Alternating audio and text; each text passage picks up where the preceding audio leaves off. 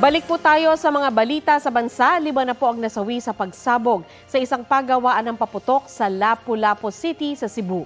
Pinakahuli riyan ang 7 taong gulang na apo ng may-ari ng pagawaan. Kabilang din sa mga unang nasawi kahapon ang may-ari. Base sa inisyal na investigasyon, isang paputok na tinatawag na bombshell ang mitya ng pagsabog. Kumalat pa ang apoy dahil sa mga nakaimbak na pulbura at iba pang paputok.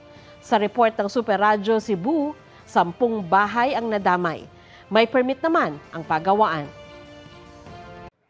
Mga kapuso, para sa mga maiinit na balita, mag-subscribe sa GMA Integrated News sa YouTube.